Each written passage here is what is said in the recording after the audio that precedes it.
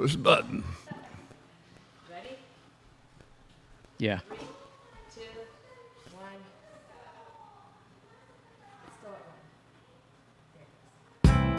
1. Hey, everybody. Welcome to another podcast of American Wine Journey. Ben Cody, of course, my co-host. I am Gary Moore with Journey More Often, Tipsy, Tagalongs, and whatever happens, right? But yeah, it's always fun to hang out with you, Ben. Oh man, thanks for coming by today. Yeah, this is always good. Always good.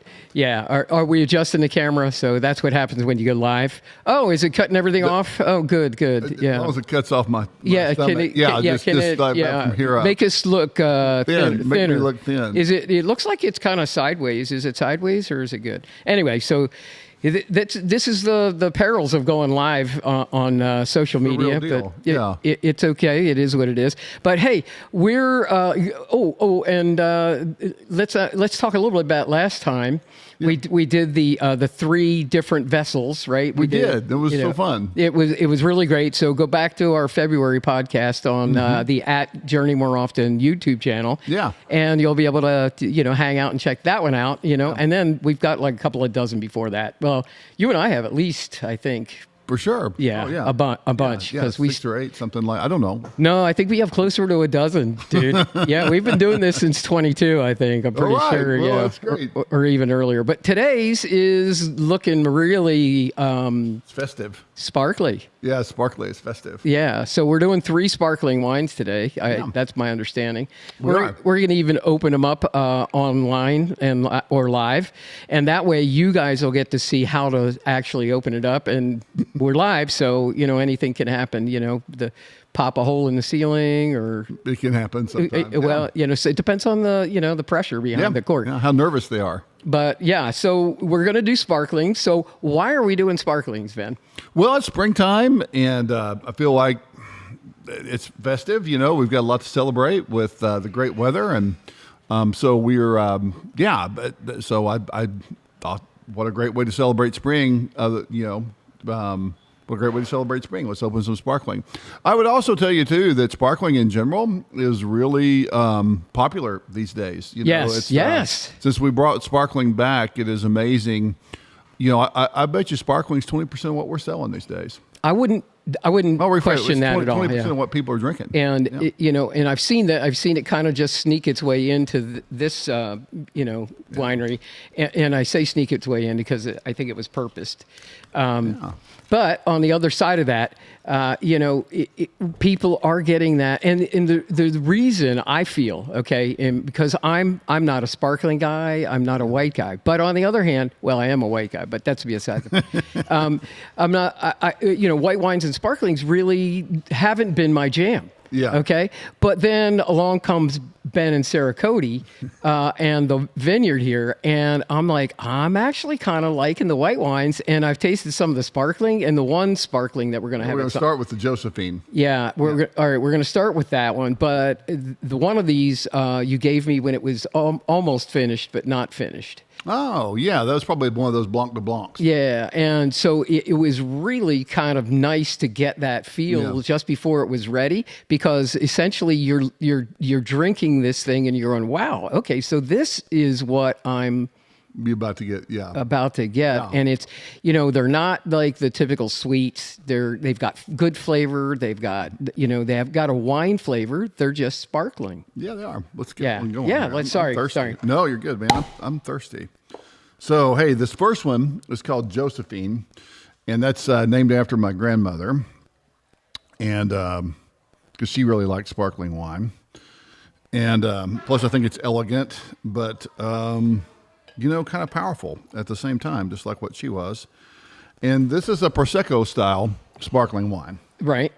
And I'll talk about what that means here in a minute. But we're going to start with that. And then we've got a rosé, and then which is also a Prosecco style wine. And then we've got a true method champenois called Blanc de Blanc, which will open last. Okay. So the rosé is going to be in between. All right. It is, because it's kind of, in terms of body and flavor, it's kind of in between those. The method champenois ones, it's a bit over the top. So you definitely want to end with it. So in addition to the name, how did this come about? Well, we started with just the idea that we wanted to make sparkling wine, but we wanted to make it at scale, and we wanted to make it at a price point that was a little bit more attractive to our customers. The Blanc de Blanc, I think it's Sarah's up front. It's $45 or $50, and honestly, it costs a tremendous amount of money to produce. But and that's because each bottle is unique. Each bottle is individually disgorged. There's a secondary fermentation in that bottle. It's just a ton of manual labor. Whereas a Prosecco style undergoes a secondary fermentation to create the bubbles, but it's done as a batch in a big tank. Yeah, and so it allows for some production efficiencies. Now, I actually prefer a Prosecco style wine, but a lot of people are true to that method champenois, right. But so you get to pick, but this is a more cost-effective, drink to produce. And I think at that price point that we've got, which is like in the 30s, it goes a lot faster. Exactly. And, we'll have the Blanc de Blanc, but, the reality of it is wine is, a lot of the price points are based on what it took to get there. It is. And we've talked about that before. Yeah. There are some wines that take a lot more to get there than others. And that's why you were talking about the Blanc de Blanc, because that one just takes a lot of effort. And this it does. I don't know if we'll make any more of that or not. I told Sarah we wouldn't, but we probably will. But it's a lot of work. And so yeah, people like it, and the reality of it is when you have a wine that's like that and it's that good and it's that much work, people are going to be willing to pay a little bit more for it. It's like, okay, so if you talk about a true champagne like a Dom Perignon, people are willing to pay for that because they're getting. They're not just getting the name; they're getting the flavor. Yeah, it's a big deal. And it is. But in this case, this is really nice for in the price point that you're saying, in the 30s. Oh, wait a minute, sorry, a little public service announcement.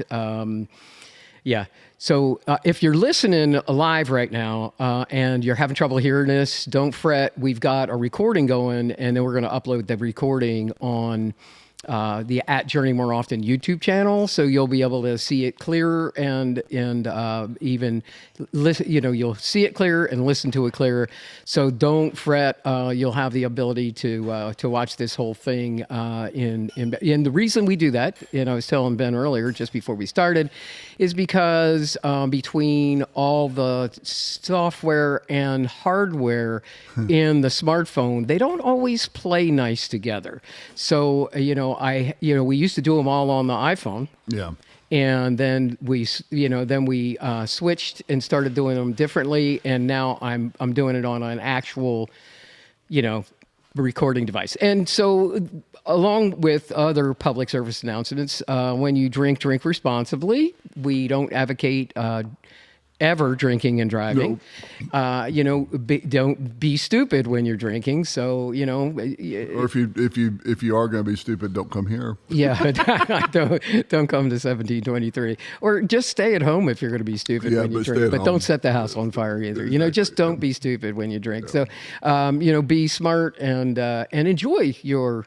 Your alcohol. Yeah. But be smart about it. That's all. Sorry. It's great, man. All right. So let's continue with this. All right. So did you mention the grapes earlier? Well, this is 100% Chardonnay. Actually, the Blanc de Blanc is too. And we'll talk about the rosé here in a minute. That's actually got some Cab Franc, but it's 100% Chardonnay. And, most Prosecco, if you actually buy a true Prosecco from Italy, there's a designated set of grapes that they use. And honestly, off the top of my head, I don't recall. There's a couple they can choose from. They're not grown here. But in Champagne, you have to. There's a very specific set of grapes you've got to use: Pinot Noir, Pinot Meunier, Chardonnay.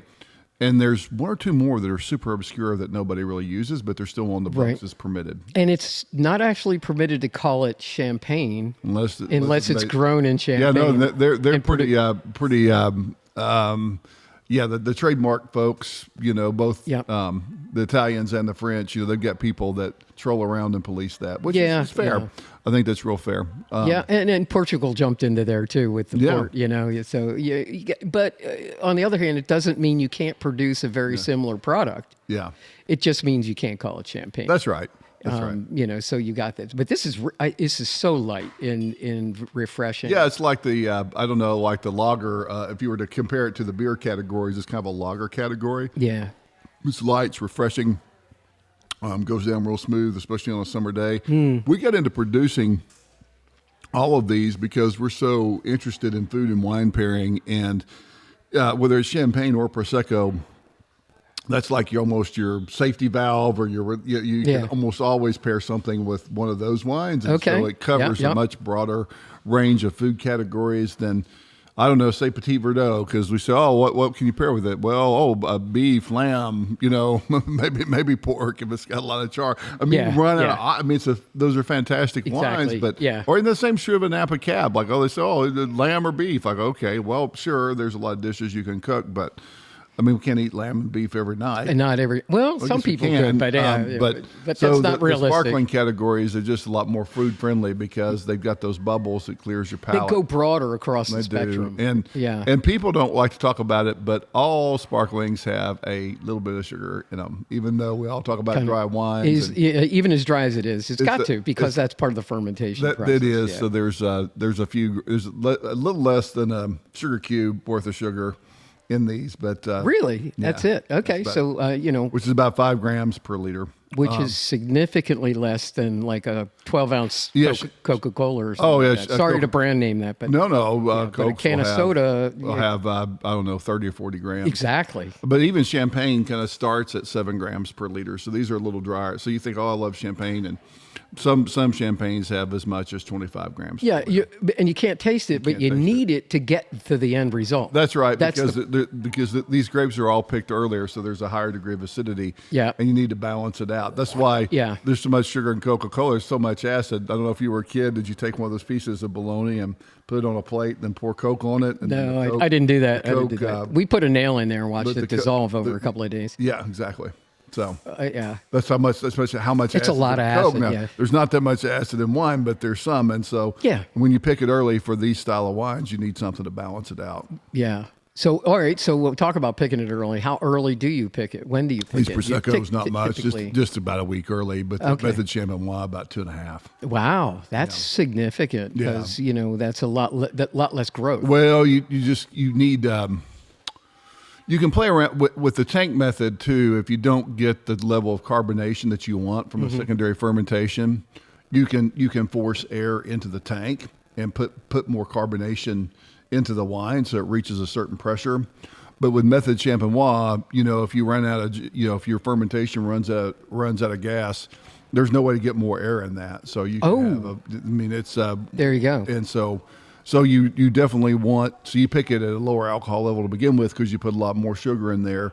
And with the Prosecco method, you can, if you don't get what you want from the secondary fermentation, you just gas it up. So this is the one time when you don't want to run out of gas. Yeah, exactly. Because you want those bubbles. Yeah. You want Well, certain pressure. Although you don't want it to go too far because obviously you what, can. what happens when it goes too far? I don't know what pressure breaks one of these bottles, but yeah. Because it's flat otherwise. If it doesn't have enough gas, it's flat. These as a pressure vessel can probably go extremely high. I think the bigger issue you get into is I know the bigger issue is the corks start blowing off. Yes. And it's got enough pressure already that the cork is structured differently with the wiring. You have to have a cage. Yeah, and so it's already at that level where you don't want to go too far, but then you add that much pressure, you're going to break the bottle at some point. At some point, But it won't ruin the wine, will it? I don't. I guess it depends if there's any left after it disgorges itself. You always see the guy like hit the bottle on the table. These things are, and it starts out when you do the second fermentation, we actually use a cap, and those things can definitely blow off. I've come in here before and had like 300 bottles with the caps. Oh wow! So you want to know why I don't like doing that? It's just the Method Champenois is very unpredictable. Wow. I mean, it can be great, and there's variability from bottle to bottle, and you think, oh, that's cool, until you get a variance that you don't like. Like, oh, that one wasn't as good. So, but it's still fun, and Although I can't imagine coming in and seeing 300 bottles with the caps off being Well, they were in much these fun big at all. bins, and I could smell it. I walked in. He's like, oh my God, what happened? I opened the lids on those bins. Like, wow, they've all blown off. And then, but some didn't, and so you get to get them all. You get to get all of them out, wash off the ones that aren't blown. Anyway, it's, Reorganize the whole thing. that's why I told Sarah we weren't doing it anymore. We probably will, but it was a bad day.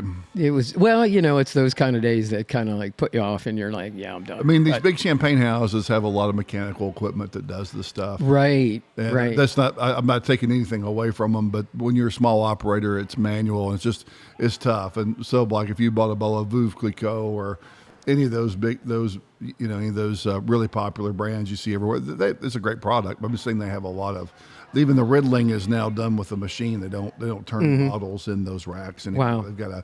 They put them in cages and the whole cage gets turned. Yeah. It doesn't impair, it doesn't detract from the quality of the wine at all. I'm just saying, to have any, to produce wine at the price points they do, like a $30 or $40 bottle of champagne. Yeah. It's because they have automated so much of the process. If you had to manually do it, It's like the Ford Model T scenario, and it's mechanized to the point where it reduces, it reduces the variability. Exactly, that's it. And good for them. Pressure, yeah, no, it's good. But anyway, Prosecco's good, and then we can be at a better price point. And honestly, too, we have a lot of folks around here with Italian heritage, and I do think the Prosecco moniker and style, even if an individual is not even necessarily that familiar with the difference, it's a bit more culturally resonant with a lot of our customers. Well, it does have a Prosecco feel to it, and taste. So we got a lot more Italians around here than we do French. So yeah. Pretty much. Yeah. So yeah, this is really good. Thanks for the the top off.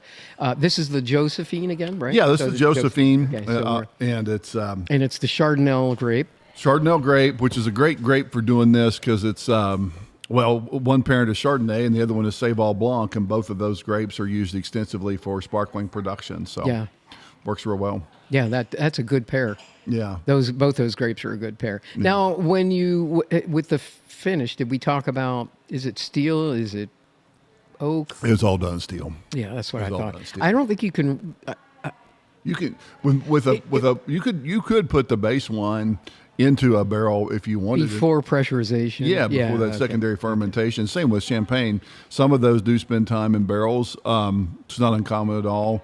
What you'll find is I don't know. You'll taste the barrel. You typically will know it if it's been in a barrel, which can be good or bad. Well, yeah, right. I think I say bad because I've been to Champagne and some of those barrels are pretty old, and I feel like they just get a musky kind of. Yeah, what's the point at that stage? Right? Because they're all they're trying to do is create some oxidation. They're not necessarily trying to impart oak flavor, and I don't know. As you know, as those of you that listened to our last podcast know, we're moving more down for other formats. I've still got.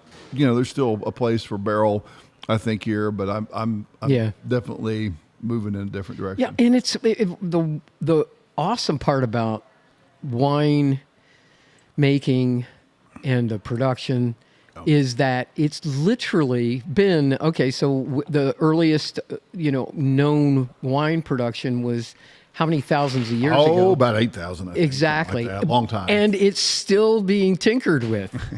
It's still being tinkered with, which is pretty awesome if you think about it. There's still a new wine coming out, and there's still a new flavor coming out in a sense of, when you're looking at the Chardonnay grape and that. So that's the cool part about, being part of the industry, so to speak, is that you get to play with it and you get to see what works and what doesn't work. And what's old is new now too, which is kind of cool. But yeah, exactly, like the amphora. Yeah, we did have the privilege to go to a winery in Spain that had I want to say 300-year-old tanks. Wow. Yeah, and they were like, "Here's what it tastes like," and we're like, "Okay." Hang on just a second. Hey, Sarah, can you get me something to open this with? We have, there's a handful of these. So this is our Adelaide, which is a name that we gave our sparkling rosé.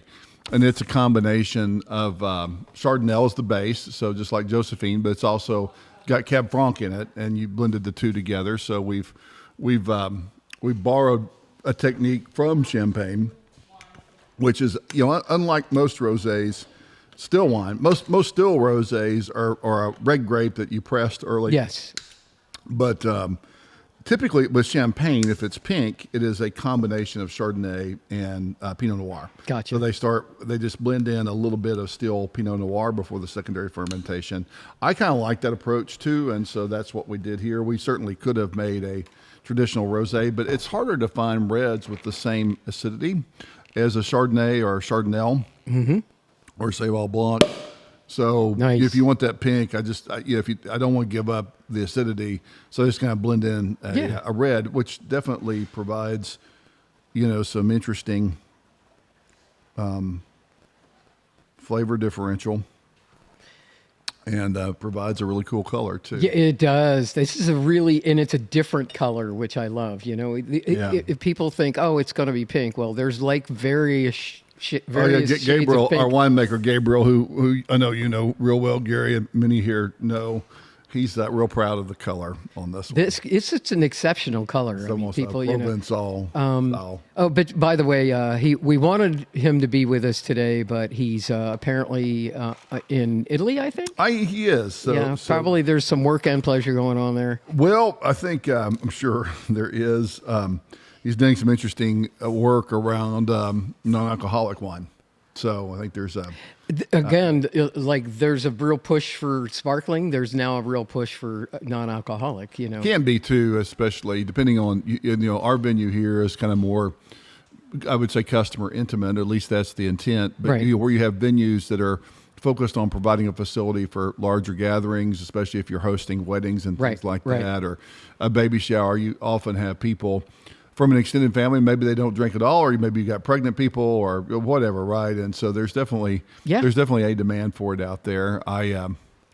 It's interesting. It costs more money to produce a non-alcoholic wine than it does, because then you've got to make the wine and then you've got to de-alcoholize it. I know people don't realize how that works, but yeah, you got to make it and then bring it back again. So that's enough of that. Thankfully, this has plenty of alcohol. This is a combination of Chardonnay and Cab Franc.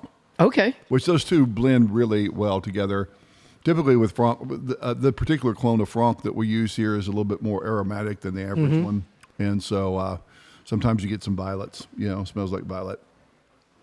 Oh yeah, it has a nice. But it's only about 11%, Cab Franc, but it's amazing how that 11% can change the flavor profile. We literally started with the same base wine in both of them. Yeah. Then we just added the Franc. But yeah. Wow. So, all right, the Josephine and the Adelaide. Yeah, Adelaide's another family. I was going to ask, is that another grandmother? It was my, I like the name. Technically, it was my great-grandmother's middle name. Oh, cool. But I barely, she died when I was 3, so I barely knew her, although she was remembered fondly. But I like the name. Sarah and I, we pick family names. In some cases, the person with the name is a really special person to us. In other cases, it's just a family name that we like. Right. So that's how with this one, it's more of a family name that I liked. And there's a couple, if you look up through the family tree, it shows up in a few other places too. But I don't know. I like Australia as well. Adelaide's a small city in Australia too. Okay. And so all right. I don't know. It works. Yeah. Hopefully it works. I worked at a software company once, and there was a product that had a funny name and people weren't sure how to pronounce it. And the CEO always said, if you buy it, you can call it whatever you want. And the same with my wine. If you buy it, you can call it whatever you want. Right? Yeah. Well, that's true. Yeah. Well, one thing is for sure, though. There'll probably never, ever be a wine called Gary. Unless maybe if you start making wine. It's not going to happen. I don't know. If I start making wine. We might make an honorary batch for you, man. Yeah. Yeah. I'll print off a couple labels and put it in your wine club. There you go. I can see it on one of our future podcasts. Yeah, There'll be like a wine bottle. That'd be from one of y'all's big anniversaries. I think y'all just had a big one though, didn't you? Yeah, she turned, what was it? Oh, was it the birthday? Yeah, it was the birthday. Okay. I'll find out when the next big anniversary it's milestone. actually coming up next year, but you'll find out a little bit more about it. All right. Well, we'll see. We might have a Gary. But that would be hysterical, because There's no actual reason to do it, but just to do it for fun. Well, I'd love to honor you guys. It'd be great. But, yeah. So this is good. So what? I mean, we're having the cupcake pairing, I think, out in the front, right? We are, because we're obviously in the back people. I mean, if you they don't, are. I'm not. Doing it. Yeah, we're not doing that here, and not part of the podcast. But they're having while we're talking here, they're having a cupcake pairing, and we're back here just kind of enjoying the moment inside the production room. But pairing. Let's talk about pairing, and then we'll have to run back to Josephine to talk about pairing Josephine. Although we talked vaguely at the beginning, right? Mm-hmm. That the sparklings have a more broad appeal to. They do. You can pair them with sweet stuff. They're doing this cupcake pairing. Yeah, which I was always a little reluctant to do, but Sarah talked me into it, and it's a wildly popular event. So with champagne, you can pair it with savory food, but also sweet food. Yeah, which is I could see. I mean, I can see this going with a like a real nice white fish kind of thing. Yeah. This would be fun. As far as cupcakes go, you pair this with something that has some strawberry flavor. Oh yeah, that would be. Yeah. That would be versus the Josephine. You kind of go with something that's more lemony. Yeah, yeah.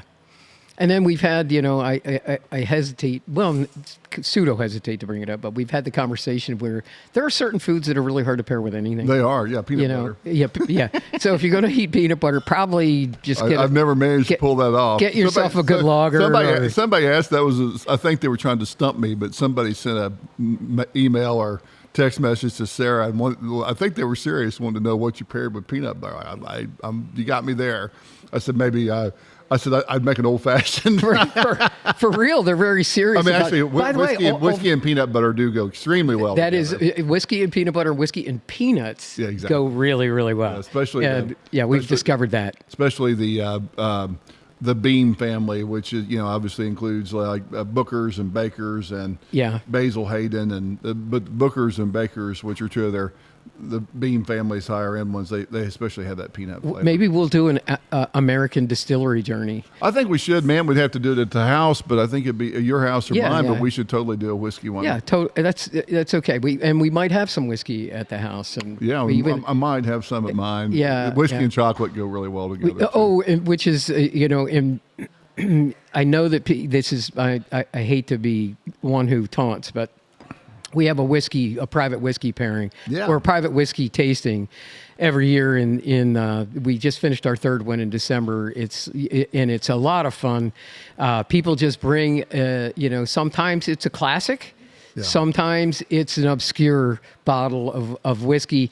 I think somebody even brought some vodka this past time, but it wasn't wasn't a typical vodka, right? But so that was good. And what we do is we taste it. We did the whiskey tasting as a live event on Journey more often. But when you're looking at things like peanut butter, sometimes you got to stray out of the wine category. Do. That's the one I know that I can't pair. I think I usually can manage to find something for about anything else. But, as Sarah will tell you, that once you get, the more esoteric you get, the more I gravitate toward a sparkling, because it's really uncommon to find something that the sparkling at least won't clash with. Sometimes there's a true pairing where, they truly do complement each other and bring out unique flavors together.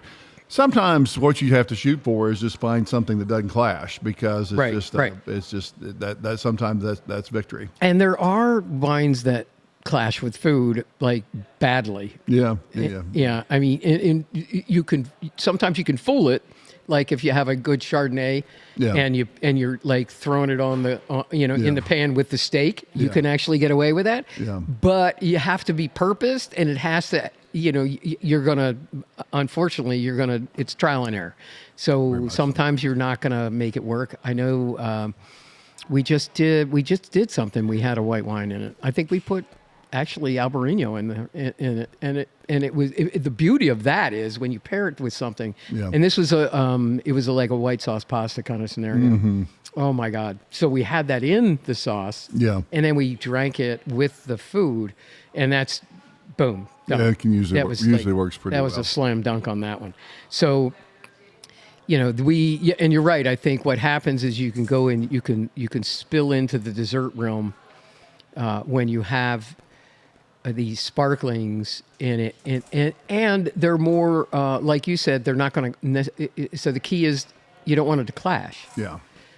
Yeah.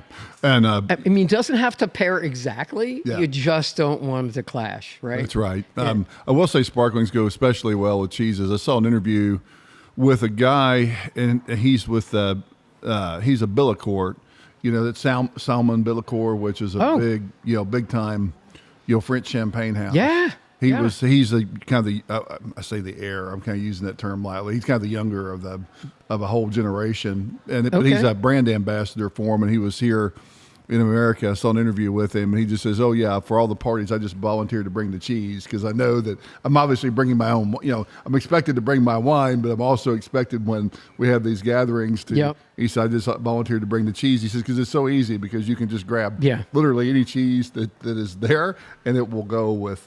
As he would say with champagne, but I would tell you that I literally don't think you can pick a cheese that would not go with any of these three wines. Maybe there's a cheese out there. That's a challenge, the cheese challenge. Maybe we should do that at some point. That would be fun. And do the cheese challenge. Versus with still wines, you can definitely create some clashes. I promise not to bring up peanut butter. Well, if you do, we'll just have to break out some bourbon. No, I know. Well, we'll have to be at my place, but I remember like we were talking about it one time. We paired with some desserts way back when, and I was like, "So what do you think about this peanut butter cupcake?" And it was great because I knew it was a challenge beyond my expertise when you said you're going to be on your own. Yeah, I was going to say if I said something paired with it, I was going to say I made that up. I lied. Yeah, if I told you blah blah blah, but go with it. Yeah. I was just trying to escape the conversation. Because I'll just walk out of the podcast and watch you go.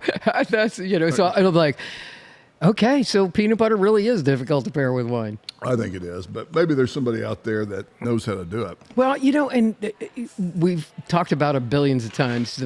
Everybody's taste buds are different, right? Very much so. And have different amounts. So sometimes people's taste buds will allow something to happen that like literally the rest of the population can't deal with. Yeah. And that, and it just happens because the human body is every human body is different, right? So you got taste buds that are different and all that stuff. Yeah. Ooh. Now you can see this is handmade. See how the cork's slightly out of whack? That's because the corker's messed up. We do this with. Now, do you twist those by hand too, right?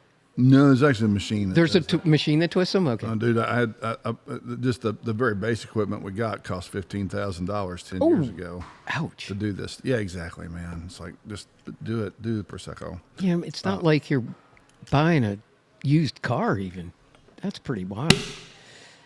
Yeah, check that out. Yeah. Oof. This is a good one. Seriously, this is a good. Hey, yeah, on the other side of that, thanks for having us here. Oh man, thanks for coming. Yeah, here you go. So this was picked a lot earlier. It's got a lot more acid, has a lot more sugar, about the same amount of alcohol. 11%. 12. 12. Okay. 12 and so a half. still not that much.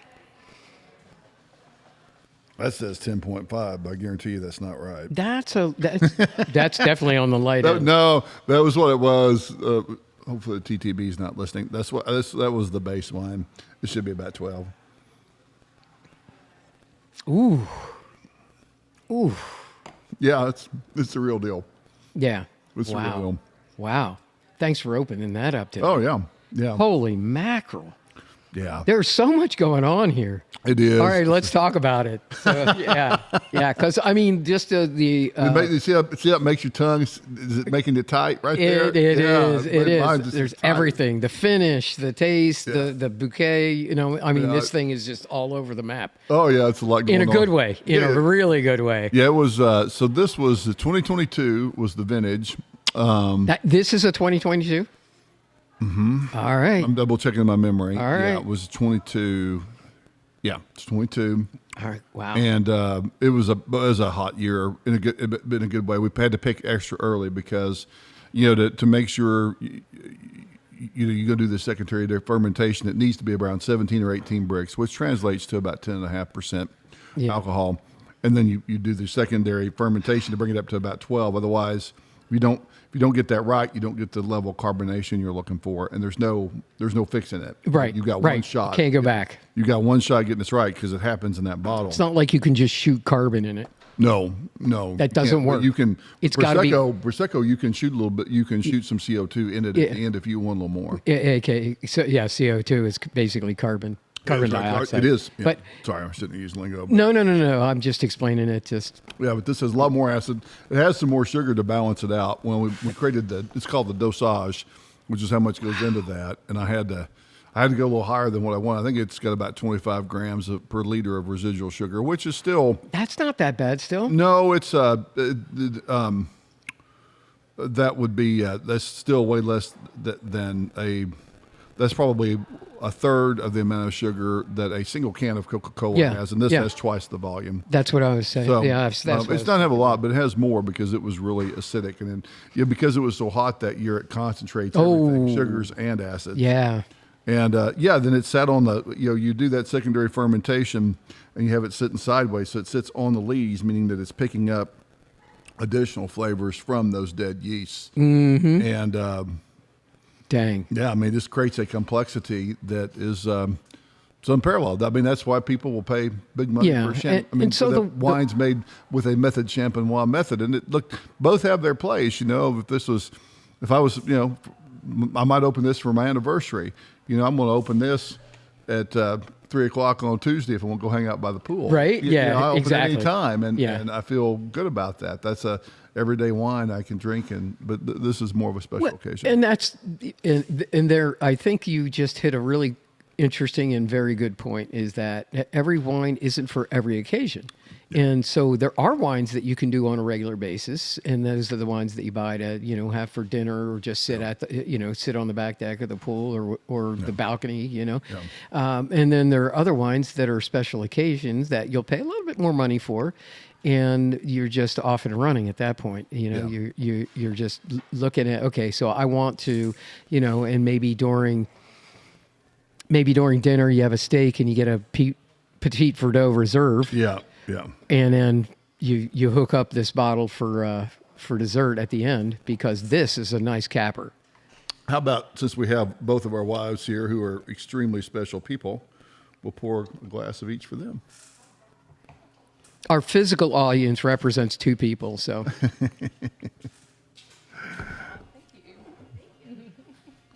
There we go. Yeah. But anyway, it's it is the aging in the bottle that typically creates the complexity that you typically get with a high-end method champenois bottle, whether it's something I make or maybe like the Weimer up in the Finger Lakes, great producer. They do some Blanc de Blancs, which is white from white. And it just means it's a pure. It typically means it's a singular. They didn't blend Pinot Noir with it or something like that. Anyway, the longer you age them, typically the more complexity that they create. The other thing that is interesting about method champenois is there's typically zero sulfites added because you've got all that carbonation and you've got the really low pH. If you remember from chemistry, low pH equals high acidity. Yep. It's the inverse. And, so you've got all that CO2 that's forced any oxygen out of the environment. You've got really high acids, which created, which means there's almost no bacteria that can survive in something with that low of a pH. So you typically have no sulfites. So if you're a person that I personally really don't buy into the notion that sulfites give you a hangover, but if you feel that way, a method champenois wine's the way to go because you typically do not need to add any sulfites to the wine, before you bottle it because you've got all these other things going for it to keep it from spoiling. So you don't have to worry about. You don't put it in there. Typically. Excessive. It's called the dosage because what happens is you do a secondary fermentation and then you freeze the neck and then you pop the cap off and it explodes all the disgorges, explodes all the dead yeast out of it because what you do is you turn it upside down. You've got all the yeast in the neck. You freeze the neck, creates a massive amount of pressure, pop the cap, all that stuff shoots out. and then you top it with just a small, you typically when you go to top it, it'll be about like that. I know it's hard. You can't. I realize our readers can't see, but you have to fill it back up. Yeah. And you fill it back up with still wine, and that's where you also add your sugar if you want to add some sugar. Everybody does. And that's a crazy process if you think about crazy. it. It's so messy and sticky and like that. And do you, like here, you do it in here, or they did down in the basement. Oh, in the new base, in my house. So you've got that separate area that's dedicated. Because it gets, you want it to be real cold. If you can get this stuff real cold before you do the disgorge, there's not as much. You won't lose as much. And we do it in the wintertime down in my basement because it's an industrial. It's not finished. It's a warehouse for wine, and so it's real cold down there. And I don't want to get this winery this cold. That's really cold. I hear what you're saying. Down in my basement in the middle of the winter, it's in the 30s, and so if you get these wines real cold, then you don't lose as much when you disgorge. Versus if you're doing them at room temperature, you're going to lose a lot more wine. Yeah, which for obvious reasons you don't want to do. So there's a lot easier to handle when they're cold. Yeah, I mean it's there's a chill in this. Yeah, in here, but. They're if you're trying to do it at 60 degrees, you'd lose a lot more wine, and it's just that they get the industry lingo is we call they're nervous. They get real nervous and want to blow up and all these things, and so the colder you can get them, obviously without you just freeze the other thing is too, you're freezing that neck. So if you're starting out with a bottle that's in its 30s, when I dip it in that chiller, it freezes real fast because it's already cold. So we get to move a lot faster. But if I was trying to start with a wine that's at 60, even though you're just freezing the neck, it's going to take twice as long, if not more, to get that neck frozen. Oh, true. Yeah. So just calorimetry, right? Again, for the uninitiated, you just cannot imagine the amount of labor that goes into this. And as I say, the big champagne houses have all created automation for it. And it is not an implicit criticism.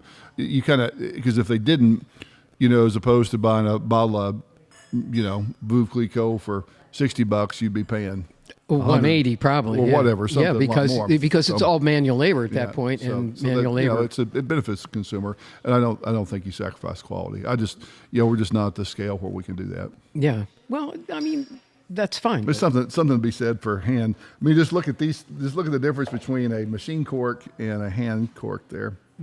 Oh, yeah. Yeah, it's definitely. Yeah. Can you see this, everybody? So you're looking at the difference. Yeah, this one's. Yeah. It's not a good or bad scenario.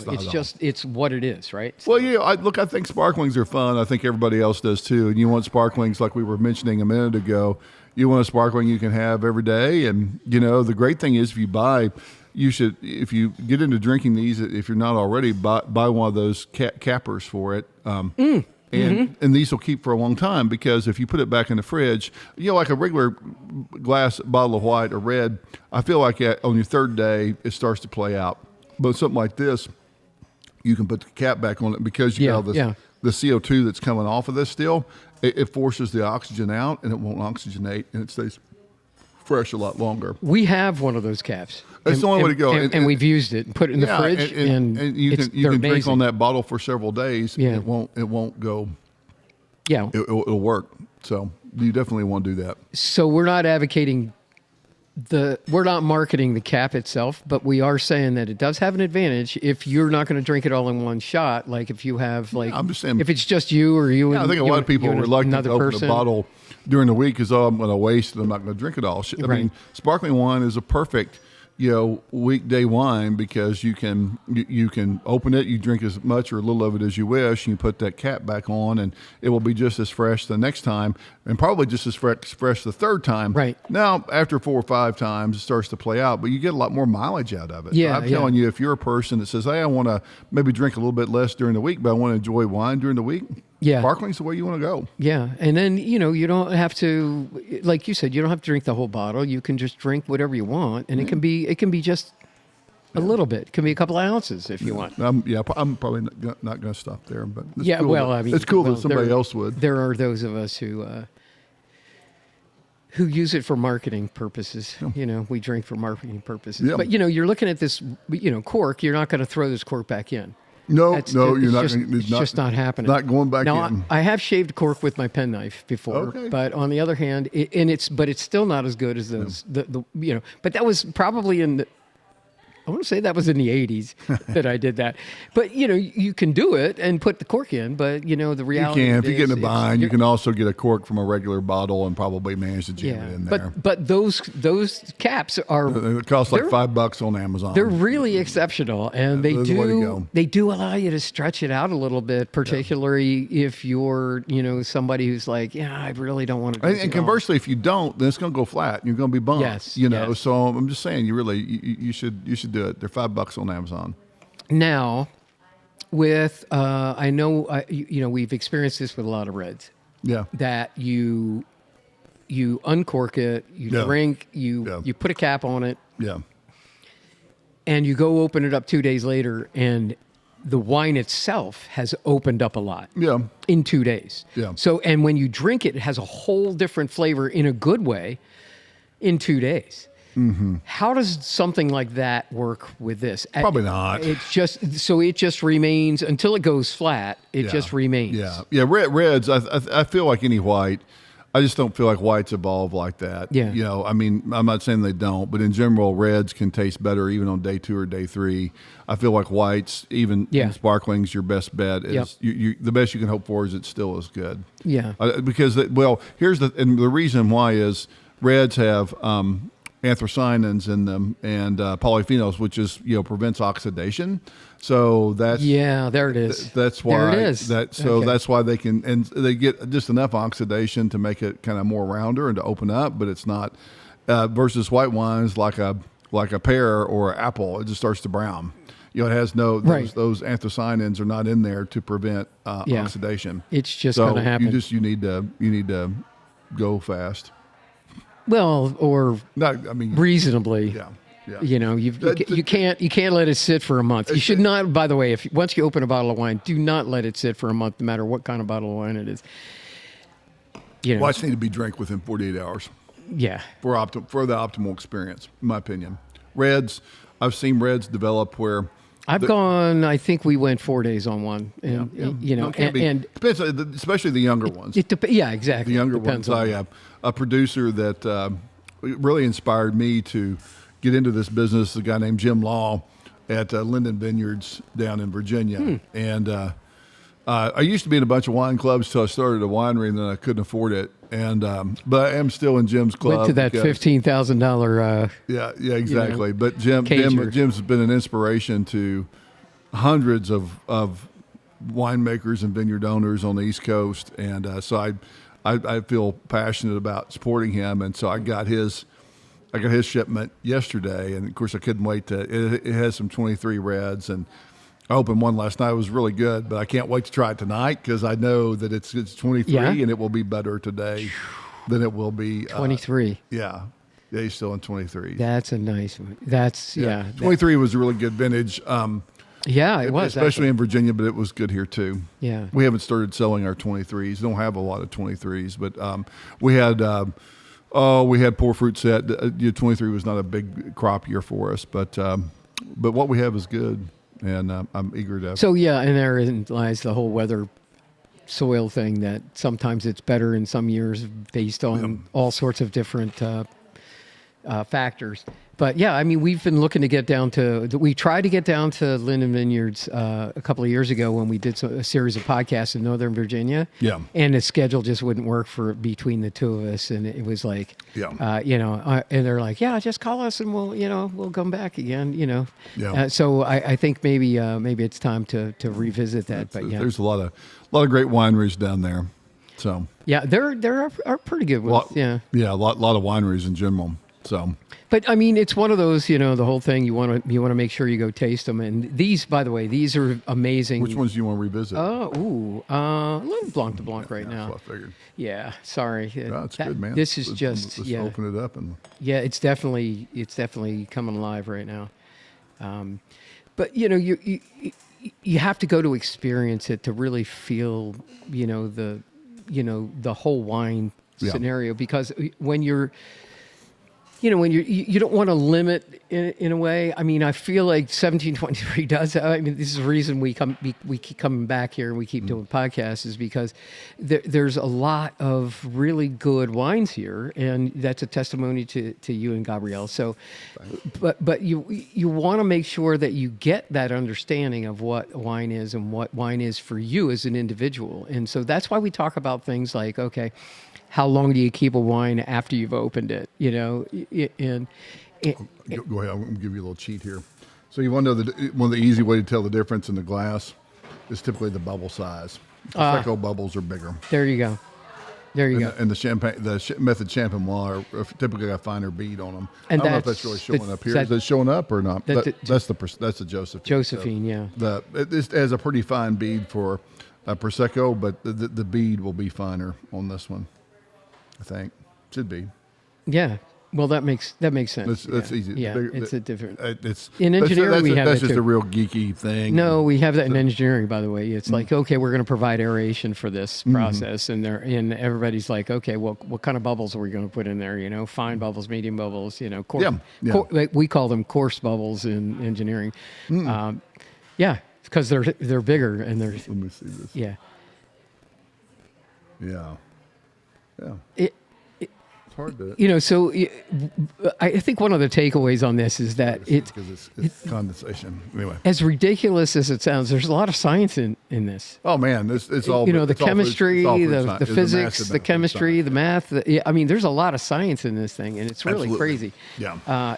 And that's what I'm kind of geeky myself, so I love listening to and going back and forth and talking about the different aspects of things like, low sulfides or, even high sugar, because sugar is a compound, people. It's a chemical compound. Yeah. And so it reacts with whatever solution you put it in to provide a certain end product. Yeah. And so when you're looking at it, it's all chemistry in a physics production. Well, I think this may have been, maybe this one really is 10 and a half.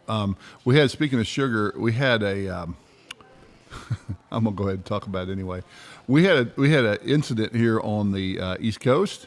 I don't know if it was 21 or 22, but the Domino's sugar plant down in Baltimore burnt down. Yes, I remember that. And that year we all had to use something else. And, even whether we're putting a little bit of residual sugar in something like a sparkling, or we want to up the alcohol content in the dry wine before the fermentation starts, you go buy sugar. And so everybody's alcohol percentages were off a little bit that year, and not just ours, but I'll leave their names out of it, but literally every other winery around here I talked to, they're like, man, and we realized that this other sugar we were buying, even though they advertised as 100% sugar, wasn't 100% sugar. They had fillers in there. And I'm sure they were harmless fillers. Wow. But it was not 100% because the math, to your point, the math is the math. The math is the math. Dang. 1 kilogram per 1,000 liters will bring it up 1 brick. So without ratting them out, did you have a conversation with them and say, hey, no, you we just made our... sure, thankfully. Oh, yeah. We all just started talking about it, and everybody realized what had happened. And then now, if you're going to buy sugar, I will endorse Domino's sugar. If you're going to buy sugar, buy Domino's. Yeah. Do not buy generic brand sugar because it will have stuff in there other than sugar. So here at Journey More Often, we promote locally owned and operated. Okay. But here's the deal. Domino's started off locally owned and operated, and they still are kind of locally owned and operated in a sense. Okay. And so we do, we don't necessarily promote them specifically, but we understand that, hey, that's, by the way, I was at the Paul Reed Smith Guitar Factory on Thursday. Right? And, you go through this, and Paul Reed Smith, he was there when we were there, right? So you realize that here's a guy who actually literally at the age of like 19 started building guitars by hand. And now he's got it. They have a factory, and some of it's automated, some of it isn't. Yeah. And, but the reality of it's still locally owned and operated, and he, what I love about that is that you can be locally owned and operated and then become incredibly successful. Yeah. There's nothing wrong with that. Yeah, absolutely. Yeah. There's nothing wrong with that at all. And so Domino's is a regional employer. you can still support that. Yeah, I don't know who owns them, but they are a regional employer. And look, I'm all about supporting people that make good products. And, Yeah. You know, I'll never. That's true. I'm not saying there isn't other good sugar brands out there, but I trust Domino's I found out, not necessarily the hard way, we didn't have that available to us, but I found out that not everybody makes sugar to that same standard. You were in a full-scale pilot study. Yeah. Basically, that's what they call it when you're trying something different and you do it as you don't even change your operation. You just put it in the operation. That's a full scale pilot study, and you found out that maybe it wasn't 100% sugar after all. So, and it's like, by the way, that's like honey. If you buy honey at the store, Yeah. by the FDA regulations, right, the Food and Drug Administration, you can put honey on the shelf that's only 30% honey. That's crazy. And the 70%, you got no idea what it is, right? And years ago, there was some discussion about coming from another country and that there was arsenic in it. And I mean, it's like crazy, you know? So you're looking at it and going, okay, I'm buying this honey. It's cheaper. It's definitely cheaper. So if you're buying a jar, so, you know, I have honey. If you're buying a jar of honey, like 8 ounces, you know, for me, it's going to cost $10. You buy it in the store, it's like $1.79. Yep. And, you know, so it's more than 5 times cheaper. But the problem is it's only 30% honey, you know, and then what's in that? You know, what's also added into that. So, you know, when you're looking at things like sugar, you want to make sure that you have, you know, when you're making a good wine, you want to know with confidence that what you're putting into that wine is. And actually, believe it or not, sugar is the only thing we put in them. I mean, that's for something like this. So. I mean, but grapes, you have grapes, right? So. Oh yeah, for sure. No, I'm picky about that. Yeah, that's why everything we sell is made right here. Right. Don't buy any fruit.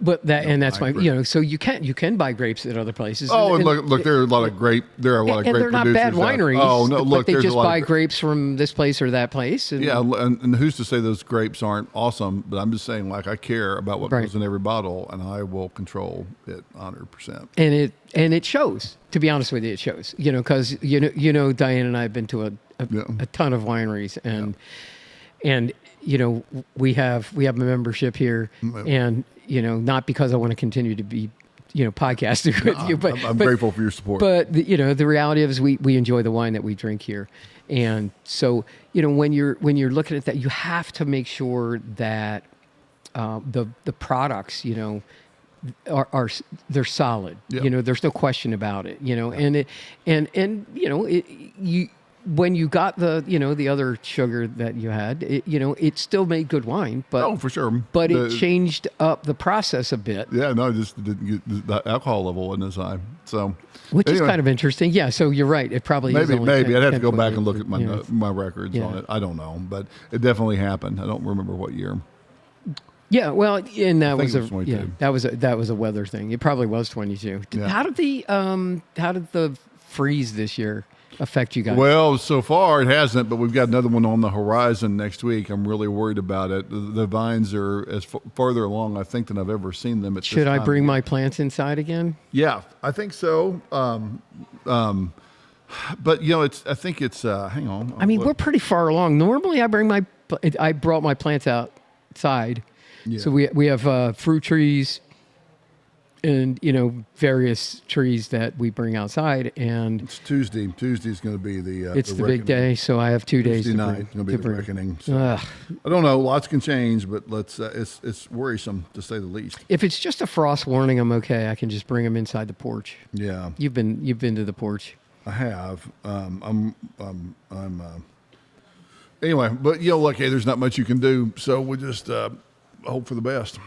But that freeze was crazy this year. It was, but thankfully there wasn't. We had very few vines that had budded, and they didn't get damaged. Well, I mean, the freeze was early too, so that they really weren't opened up. Yeah. It starts out as a pimple, and then it turns into what I call the pink crown, which just looks like a little crown. Yes, it's got a little pink top.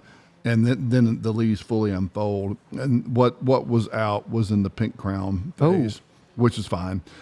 Where you get damage is once the leaves unfold. Yeah. And we have everything is unbolted out there right now. It's crazy. You can see it from pretty far away. So I don't know. We'll find. We'll see. Yeah, I mean, it's part of the deal, right? Part of the deal. Part of the deal. I'm going to drag my plants. I told somebody the other day, it dawned on me that God made grape growing hard because otherwise we'd just be drunk all the time. Probably. I mean, if we could make a bottle of wine for $1 that tasted as good as some of this stuff, I mean, none of us would want to do anything except drink it. So well, yeah, and there's be too much of it.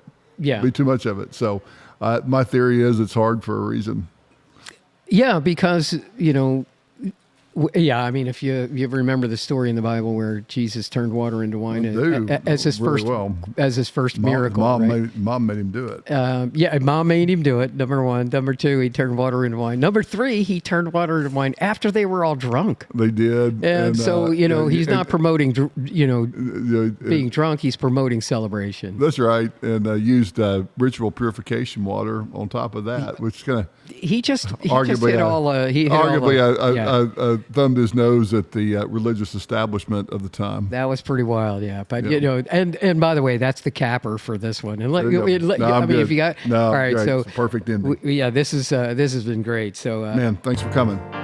Hey everybody, thanks for joining us for another podcast with American Wine Journey. Ben Cody, myself, Gary Moore with Journey More Often and Tipsy Tagalongs. This has been so much fun, and we're going to come back again. Probably going to be hitting up Bohemian Manor Winery pretty soon with Gabrielle. Yeah. You want to join us? I'll be in the audience. Do I need I don't need a fourth mic? No. Right. I'll just come down and heckle you. Because I'm pretty sure we're going to have, I won't heckle you. No, that's okay. I'll make the scene. Feel free. Make the scene. Feel free. Make the scene. You can make sure that, we, are held to a certain standard, right? You bet. Sure. So this has been great. Hey, check out our YouTube channel at Journey More Often. And go on to our website, journeymoreoften.com and 1723vineyards.com. In the meantime, enjoy life. Journey more often. Thanks, everybody. Thank you.